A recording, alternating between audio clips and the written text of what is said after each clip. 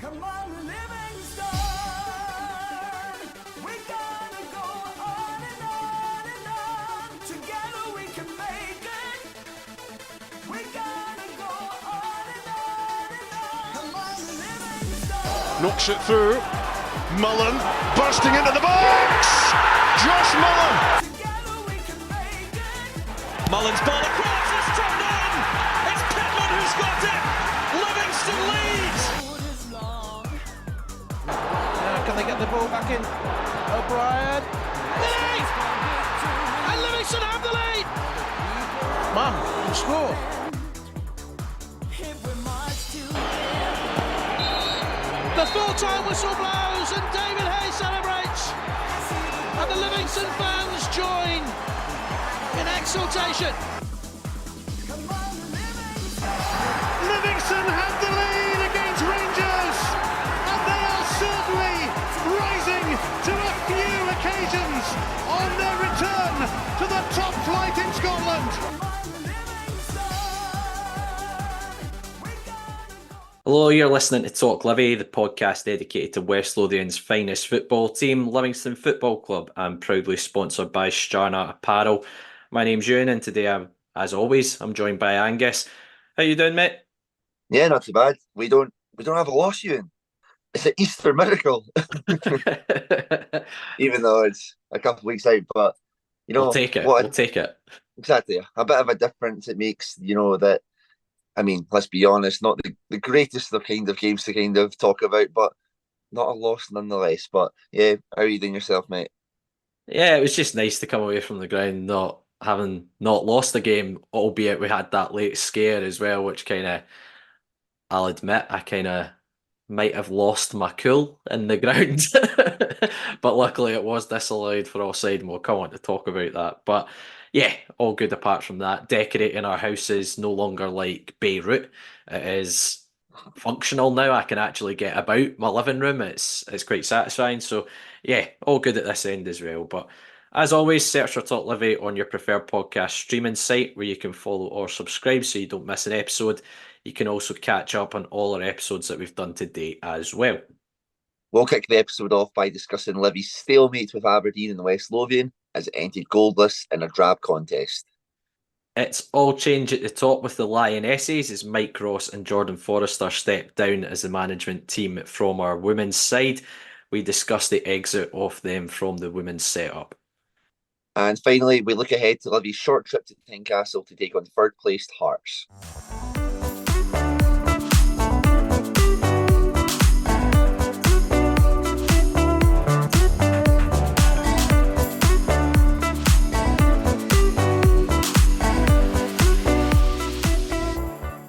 The Lions came up against Aberdeen at the weekend and it would prove a closely contested affair. That's probably the polite way of saying drab.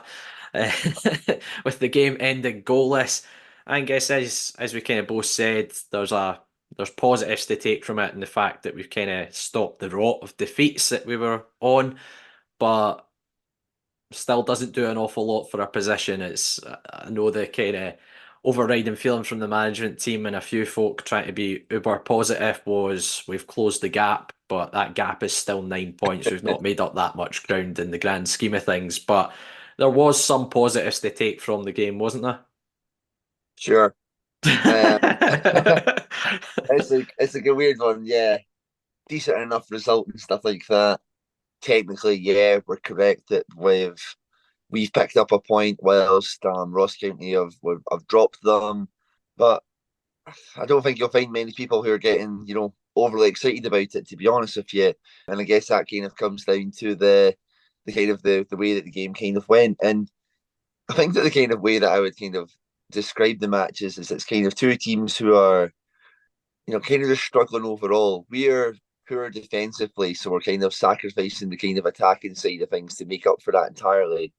Whereas I think that Aberdeen, they're just lacking any sort of creativity within that team and, really, really struggle to kind of create actual chances. And I think that's why it led to quite a crap game, in all honesty. You're talking about it where, we have a decent enough opportunity. Sean Kelly puts a good cross in for Stephen Bradley.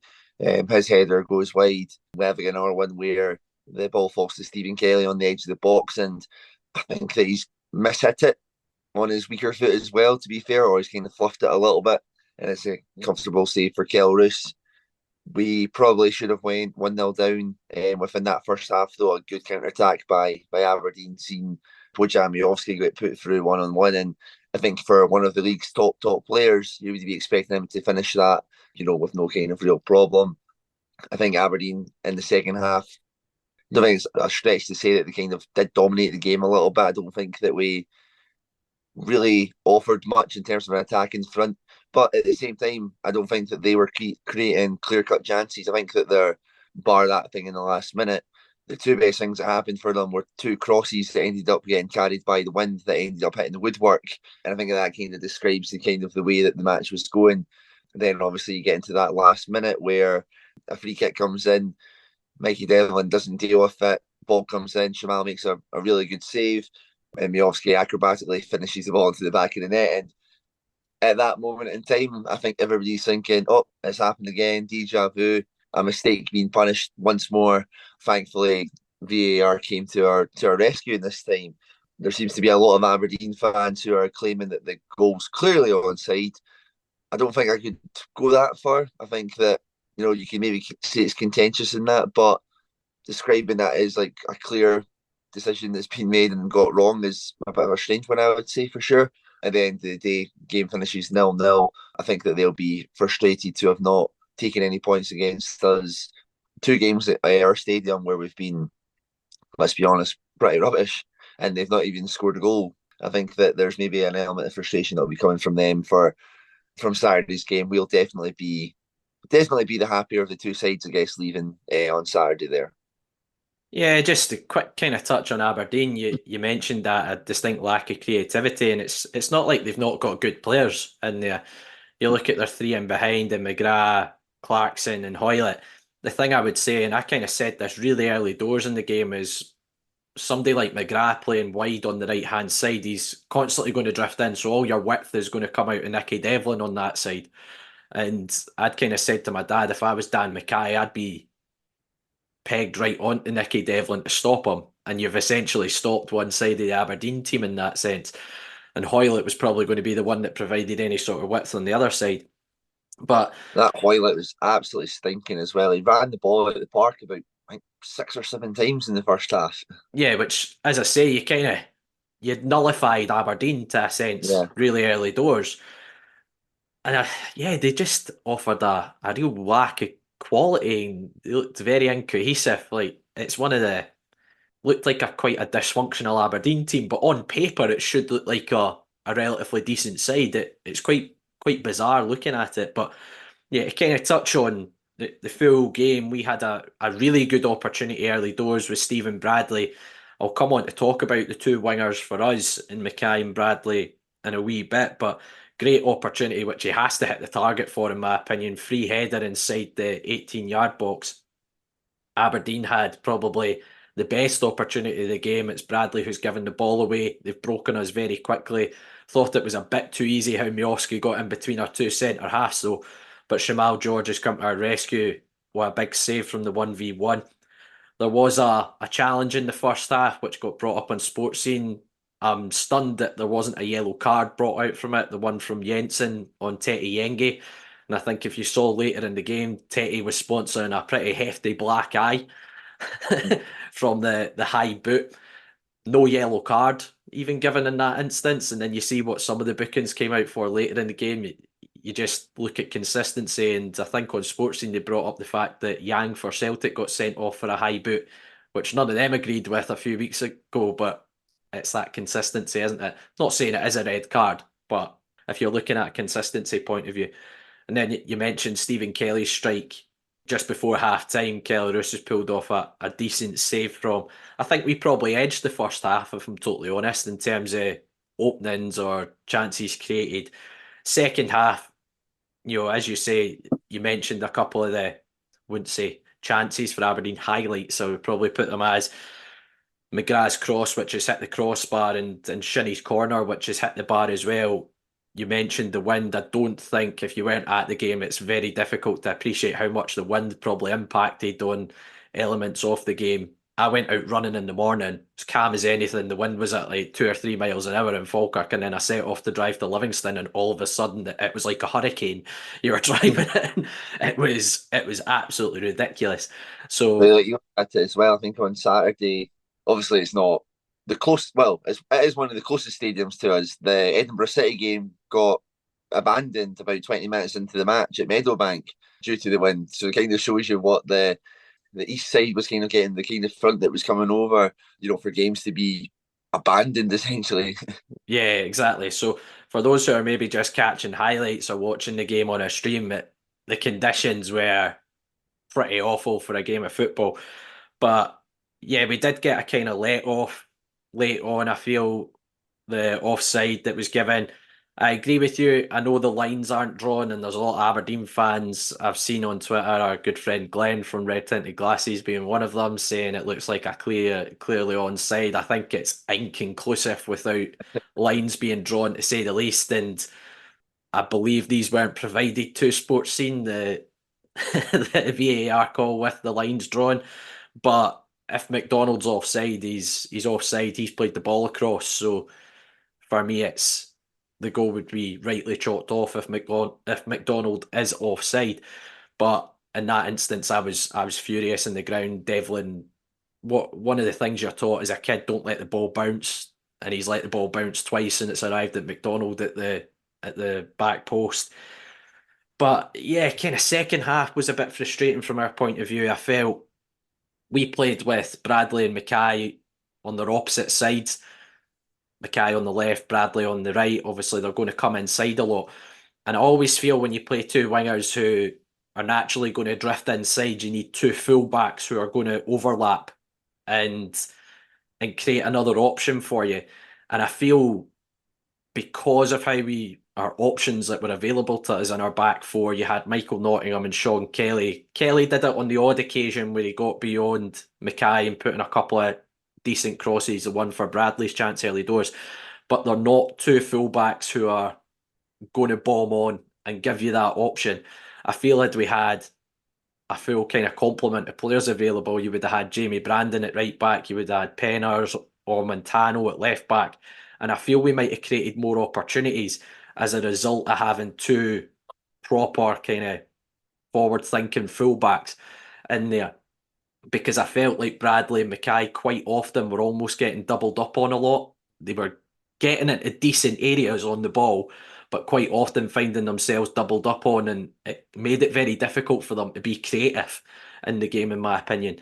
And we did switch it a little bit. Yengi went out to the left hand side, Mackay came out to the right, and it almost made the game, maybe for the two wide players, a little bit more direct, just go and face up your full back and try and beat them on the outside.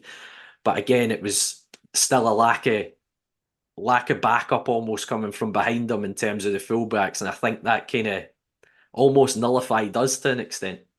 Yeah, I think that it's been no secret that wing play is kind of my kind of favourite style of football, kind of talking through like this podcast and stuff like that. And I do agree with you there as well. I think one aspect of it that I'm just kind of disappointed at is I do feel like there was this complete kind of lack of, not effort, but I guess intent to kind of square the man up and try and beat them.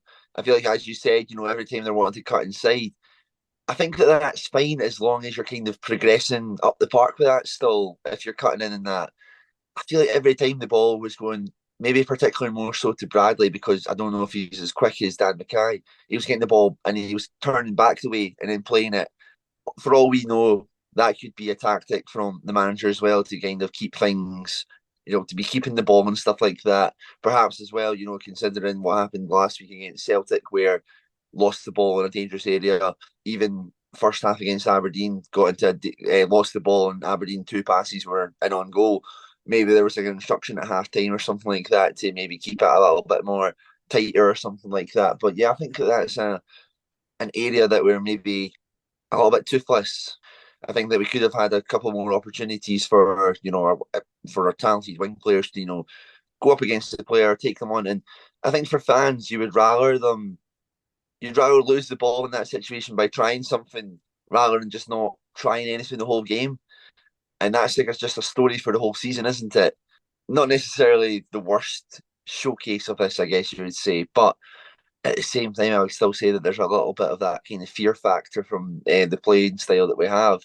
And yeah, I think that that's ultimately, and honestly, you should be looking at that Aberdeen performance there, and should be looking at them thinking that they're a little bit vulnerable, and a wee bit extra kind of pressure. What could you have maybe done against them? But yeah, can't be too greedy, I guess. Kind of stopped a little bit of a wee rut there as well with kind of losing performances and stuff. So I don't think anybody will be wanting to remember that game for too much more. Probably means that we're going to have to go up there at some point. So there'll be another classic match between the two sides. So we'll see how that goes. In terms of individual performances in the game, for me, there was one player that really, really stuck out, and he had to come off. Unfortunately, it looks like he picked up a little injury. Was Jamie Brandon. I thought Jamie was excellent in the middle of the park. Showed so much composure on the ball. There was a couple of situations where he was, under a lot of pressure from 2 or 3 Aberdeen players. There was one in particular, I think, in the first half where he showed a little drag back and managed to come out the other side with the ball. I was really impressed with Jamie's performance at the weekend, and Stephen Kelly got man of the match, and there was a stat on Sportscene. It's the first time he started 4 games on the bounce this season. I do think Stephen had a good game at the weekend, but for me, Jamie Brandon was the absolute stick on in terms of the best player in the park at the weekend for me. It's quite an interesting one, you in that, looking ahead for next season, probably talking about Jamie Brandon being one of the first names in the team sheet if you're able to keep a hold of him. I think that, he had to be very, very patient. And I think that obviously Nicky Devlin leaving has granted him a wee bit more of an opportunity. But the fact that he's now deployed into centre mid tells you the kind of faith in that he's kind of deserved to earn, to be fair. Yeah, I thought he was very good, very tenacious. Kind of like in all honesty, his performance reminded me a lot of a Scott Pittman performance of the past. Just, buzzing about, nipping away, taking the ball, just being an absolute nuisance and all of that, despite like his stature and stuff as well, just constantly working hard. And, as you kind of say, that's what you want to see, especially if you're in this kind of situation where you just want to kind of see the effort and it kind of matters to players and stuff like that. We came on here a couple of weeks ago and absolutely ripped into the team about the Hibs one, deservedly so. Jamie Brandon's a player who's definitely kind of showcasing, what it kind of means to him and stuff like that. And yeah, long may it continue, whether that be at right back or centre mid. But I think if you're looking towards next season and planning for that, it's got to be somebody that you're hoping to keep a hold of. Yeah, absolutely. Jamie's got another year on his contract, and when he signed for us, he'd had a spell at Greenock Morton where he'd been really, really good for them in the Championship. So he's obviously a player that's more than capable of playing at that level. But I think he's probably one of the players for me that comes out with pass marks over the course of the season. Jamie Penner's probably being another one on the opposite side. But you can never fault the guy for effort. But it was just really... I just really enjoyed watching him play at the weekend.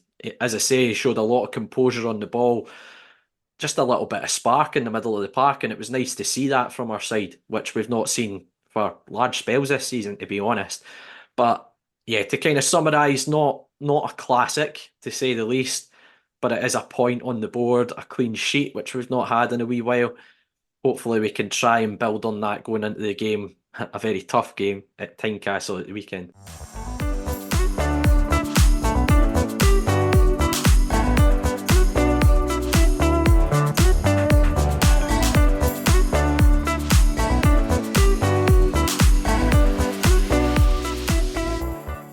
We're delighted to have Strana Apparel as sponsors of Talk Livi. UK based with a Swedish soul, we are Strana. Strana is an independent fashion brand from Scotland who create high quality and stylish attire for on and off the terraces. Inspired by terrace culture, lifestyle and music, all their clothing is designed using quality materials and workmanship to combine the very best style and fit. All of this means you get a premium quality fashion at affordable prices while enjoying a simple and secure service. As a bonus for Talk Livi listeners, you can get 10% off your order using the code TalkLivi at the checkout. We'll also have some exclusive giveaways during the season, so keep your eyes peeled on our socials for those too. And thanks to Sterner for sponsoring Talk Livi.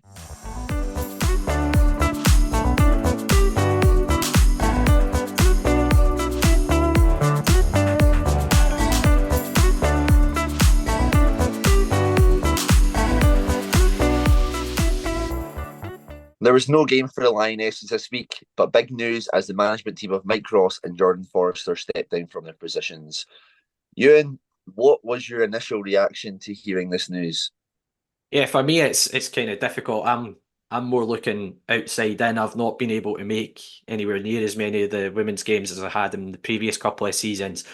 I've only been down a couple of times this year, but certainly when I've watched the team, I'd kind of spoken about the previous season. Maybe no disrespect, I kind of lack of style in terms of when they got the ball, lack of identity when they got the ball.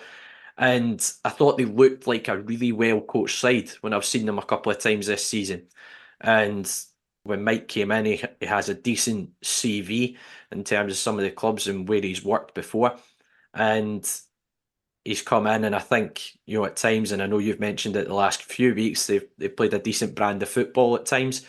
And I think deserves a lot of credit. I know he's leaving I don't know the kind of full circumstances or ins and outs of why he's leaving or why he's made that decision, but I think he deserves a lot of credit. It's the first time our women's side have played at this level in SWPL2. He's got them comfortably sitting in the top half of the table. They've been pushing on the promotion spots for large spells of that as well. I think still 7 adrift of Kilmarnock in second place, but that's only been off late in terms of a wee dip in form where that gap's opened up. So it kind of shows you it's been a very, very good season on the whole for our ladies' side. And as I say, Mike and Jordan deserve a lot of credit. Jordan's been part of the furniture since the women's setup kind of began. I think it's 3.5 years Jordan's been involved with our women's side. And again, deserves a lot of credit. He's part of that team that did win the championship last year and took them up into SWPL2. So yeah, it's obviously don't know the full circumstances behind it, but just like to put on record our thanks to Mike and Jordan for all their efforts over the last few months, in particular when they've kind of taken the reins off our team. And it's a difficult position for them to come into because obviously Paul Giaconelli stepped aside. It's a team that's won the league. So it's not often you change your manager when you've been successful. So for them, they were coming into a difficult position as well off the back of a promotion. So I think he has, to a degree, put his own stamp on things in terms of what I've seen from games that I've been at. And I quite enjoyed the style of football that the girls were playing. And as I say, I think deserves a lot of credit for what he's managed to achieve this season. Yeah, I think it's kind of a peculiar one. I'm not going to act as if not knowing of certain circumstances with the club and stuff like that. Spell.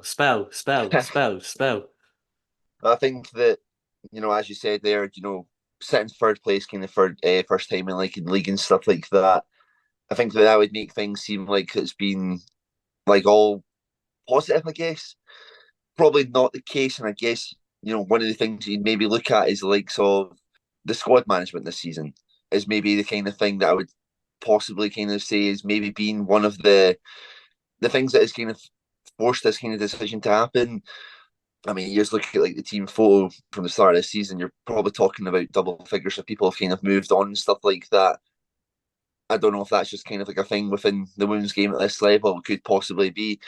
But I think that the thing with the team is that we were starting to go to games now with about 12 players and then 3 youth kind of players coming onto it and stuff like that. And if there's a direct cause between that, it can be an unsustainable way to kind of run a football club and stuff like that. But as you said, getting into third place and stuff like that, the first kind of season is a great achievement. And I think that there was a lot of hard work, and I don't think anybody can ever knock the commitment and that they had to the team.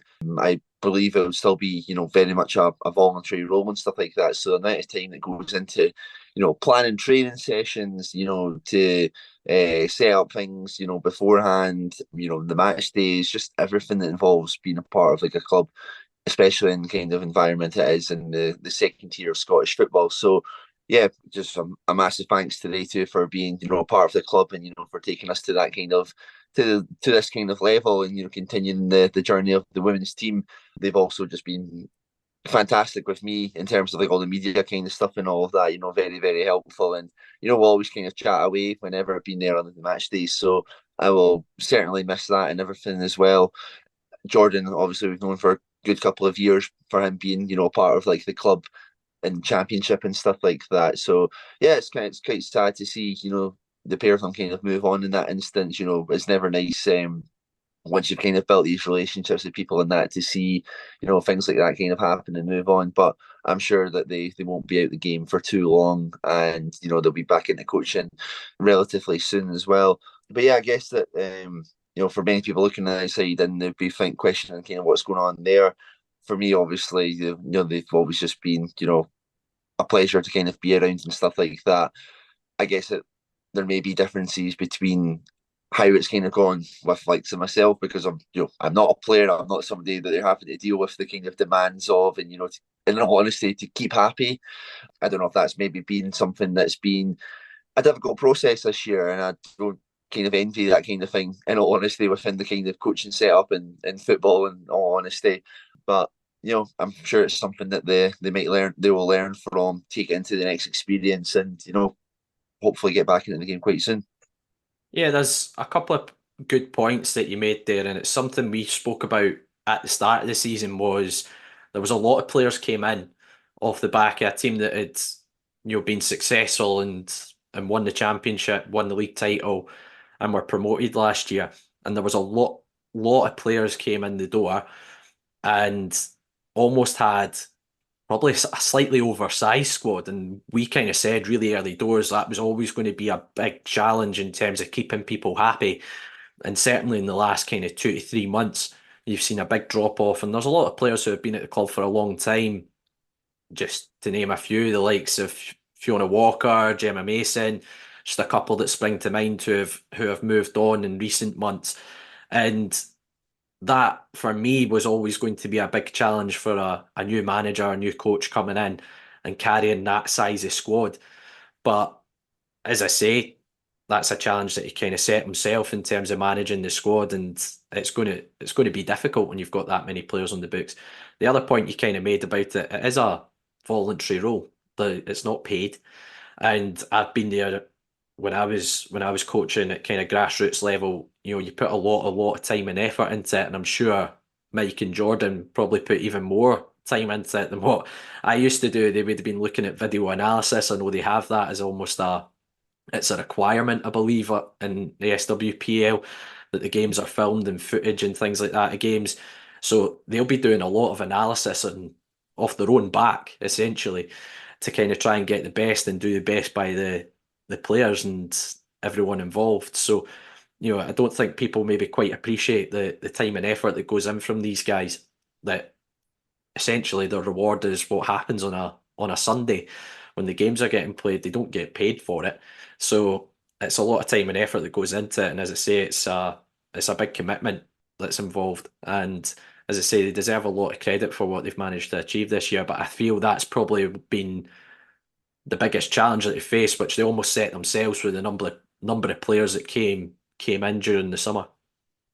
Yeah, I think that's from my kind of opinion, and kind of like hearing things like around the club and speaking to those around the club and stuff like that. I think that has ultimately been the thing that's maybe been struggled with this season the most, is maintaining that kind of squad. And I think it has been quite hard at times. We come on every time and say that there's X amount of players on holiday and stuff like that. So I can imagine that maybe kind of hard to get that consistency as well.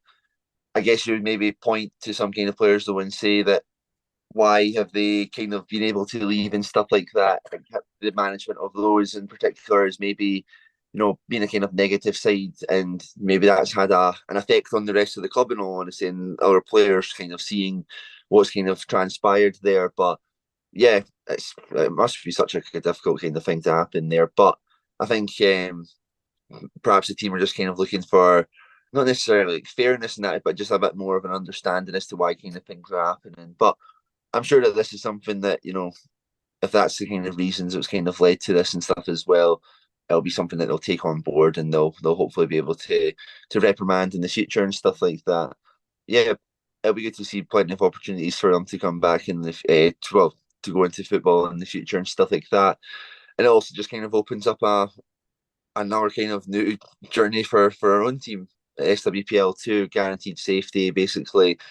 decent enough kind of first season. I think everybody could probably say there is room to improve and stuff like that. And it'll be interesting to see who comes in next, and what will happen to maintain our status as an SWPL2 club as well. But yeah, I guess just to kind of round off, just a thank you to Mike and to Jordan. Mike's been on the podcast as well. He was always quite keen and interested to be hearing what our kind of thoughts were on the games and stuff like that. So I'm going to miss like those kind of little chats and stuff like with him. But yeah, thank you for just how good you were with us, and all the best in the future as well. I believe you put our name in the hat for taking over the reins as the new management team, haven't you? You've made a Talk Livi management team. I say, I was like, can't be that far down the pecking order of the interim candidates, right? Surely. who's seen the most games and stuff like that? I guess like I think that'd be funny if you see me on the touchline at Boroughmuir and getting swept away by the wind that abandoned the game at Meadowbank last weekend. But yeah, I suppose I've got a role for you as a water boy, and we can fly back. We can fly back Bruni to be I guess just stick him in goals. We can kick balls at him as well. Andy Semple as a fitness coach. No, that's too far. Yeah, that's one step too far. I mean, Bruni's a failed goalkeeper as well, so getting him in as a goalkeeping coach would be an absolute disaster. Teach him how to drop the ball constantly. I've seen him try to kick a ball as well. It's like watching a banana, just the way that thing bends off his big toe. But yeah, yeah, as you kind of mentioned, great way to summarise. Mike was really good when he came on the podcast, and as you kind of mentioned, he's always been keen to chat to you about our thoughts on games and in the past. So big thank you to Mike and Jordan for all their efforts with our women's side.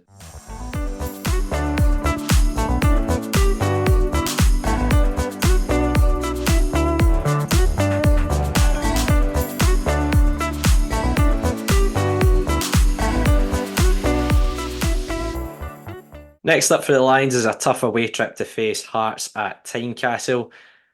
Angus, I know we got a relatively positive result at the weekend, but I'm going to guess your initial reaction is you couldn't care less about this one. That seems to be your overriding feeling about every preview we do for a game these days. You're spot on, mate. Honestly, like this season, I'm just ready for it to finish. To be honest with you, like it's worse. It does just kind of feel as if like the season's just sort of playing out. Is it as if we've got nothing to kind of play for, and that just because we've kind of already accepted the fact.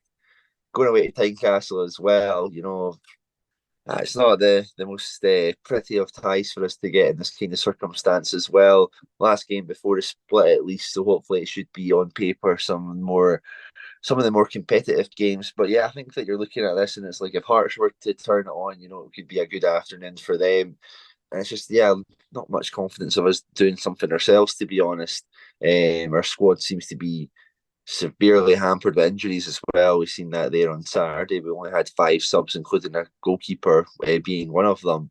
So if you're going to Tynecastle, not full strength back line of us against their kind of forwards, and that does give me kind of concerns as well. But I guess we'll pop along, Euan, and we'll see how it goes. Yeah, I mean, Hearts have pretty much wrapped up third spot already this season. It's kind of similar to a couple of seasons back when they got into third place after their promotion. They've kind of coasted in there a little bit. And to be fair, I think there was a lot of question marks surrounding Hearts at the start of the season with their interesting managerial situation with Frankie McAvoy. I think when I was on Open Goal, a Hearts fan, forgive me for forgetting his name, but described it as Stephen Naismith having to bring his dad to work in order to do his job, is how he described the Naismith McAvoy kind of situation. And obviously that kind of cleared itself up after exiting the Conference League, be it Stephen Naismith not having the qualifications to be the official named head coach for those particular games. But you need to give him a lot of credit, in my opinion. He's one big difference, I think, with Hearts this season has been their away form in particular. I think I heard on Sports Scene they said that they won 3 games away from home the whole of last season. They've won 10 on the road this year, which is obviously going to make a massive difference in terms of your points split and your points total in in the final table. But yeah, they've won 8, drawn 5, lost 3 at home at Tynecastle this season. I think it's really obvious to say who Hearts' biggest threat is. It's Lawrence Shankland, who's obviously broke back into the Scotland setup and looks like he could be on the plane to Germany in the summer. So hopefully I'm celebrating a Shankland goal at some point over in Germany. But Nah, you'll just miss those two sitters like usual, mate. Dykes is clear. I mean, I love my boy Dykesy. He'll always be my number 9. But yeah, Shankland's the obvious big threat for them, albeit he missed the game at St Mirren at the weekend, I believe, through illness, but he's got 20 in the league this season. Kind of Alan Forrest has cemented himself as a little bit of a fan's favourite after kind of question marks about him last year. He's got 5 assists, also signed a new contract earlier this season. George Grant's chipped in with 4 assists as well. They're kind of maybe a more creative players in behind Shankland. But Hearts have been pretty flexible in terms of how they can play this season. They've kind of alternated between a back 3, alternated between that and a back 4 at times as well. So it's quite difficult to predict how they'll play. And I know they had a few players out through illness. They've had a few kind of longer term injuries over the course of this season. Guys like Barry Mackay have missed a lot of football. William Boyce missed a lot of football as well. So yeah, it's kind of difficult to predict what they'll do. But the thing that probably gives me the biggest fear about Hearts is probably that bit of pace that they do have in the forward areas, the likes of Vargas and Forrest in particular, up against what looks like could be our back 4 going into the game. If you look at it as a Nottingham, Devlin, Obalai, Kelly back 4, I feel that's probably where I'm most concerned, is the pace that they could offer. So I can absolutely imagine us playing relatively deep to try and avoid getting caught in behind. And kind of looking back over the course of the season, for me, it was the game at Tynecastle that really started to heighten my concern about how we were playing.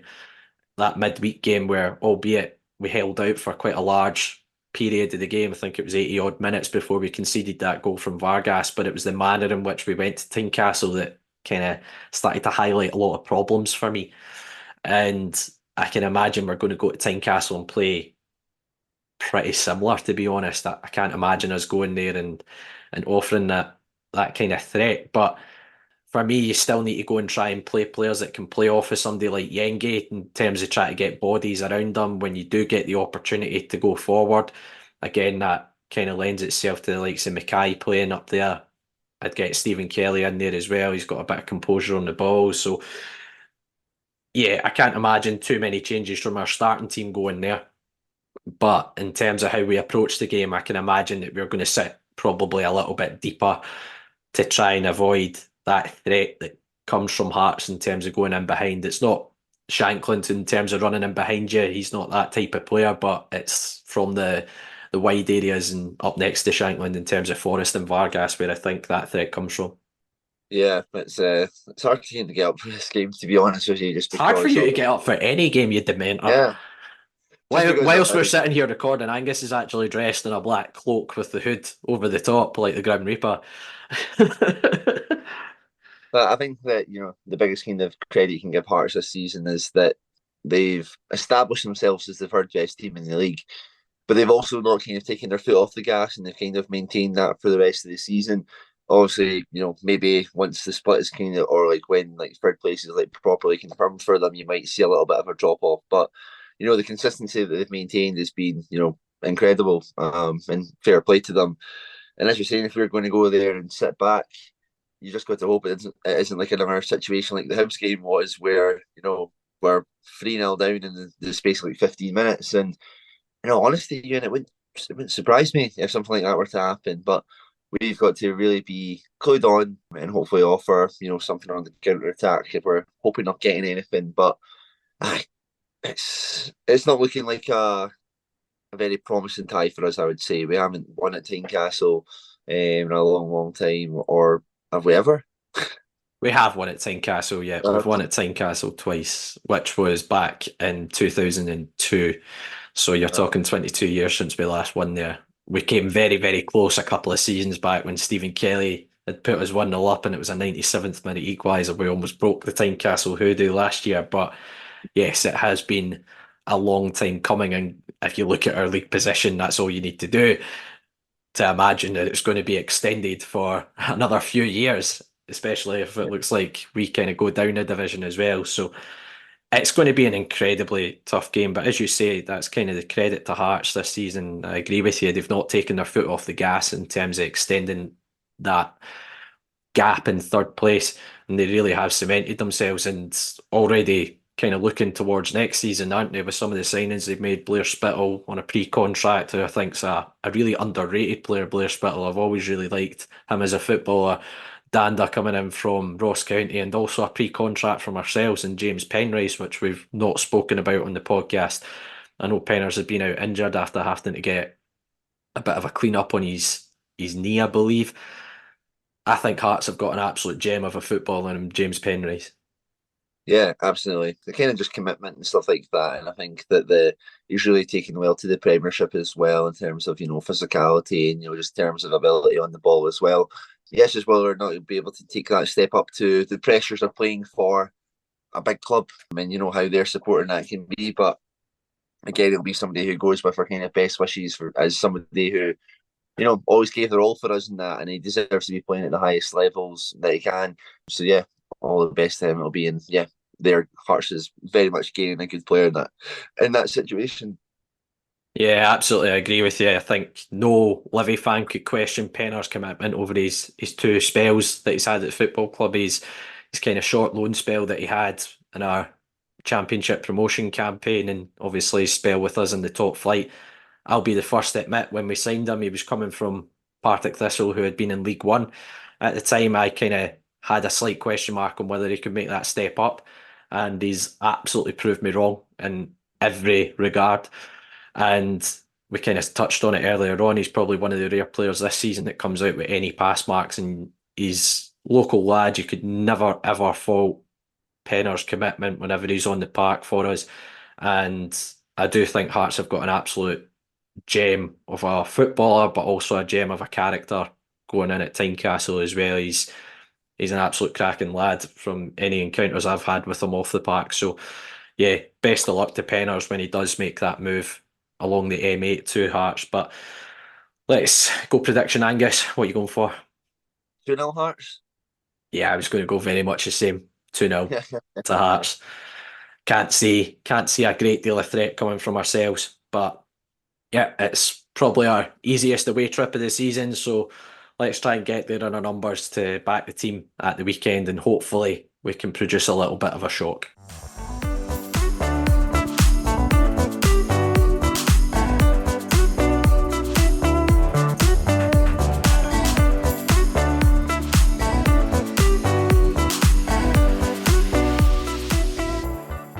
That's it for this week's episode of Talk Livi. We really appreciate you tuning in every week, and we'd love to hear your feedback. You can leave us a review on iTunes or drop us a message on Twitter, Facebook, or Instagram. As Angus said, we're on Twitter, Facebook, and Instagram, so simply search Talk Livi to find us, and you'll find all the links to our weekly episodes on there, and any shares and likes are always appreciated.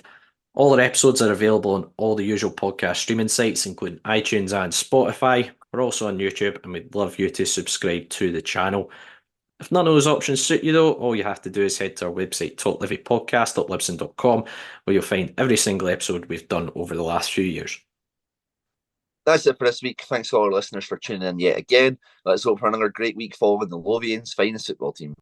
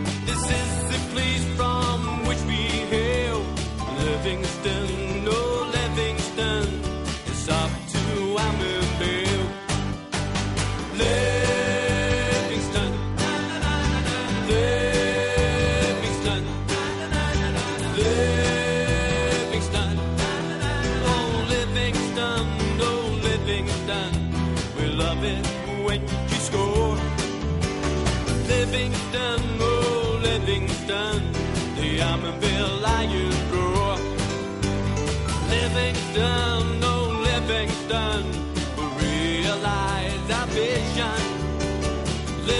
Livingston, oh Livingston, into the Premier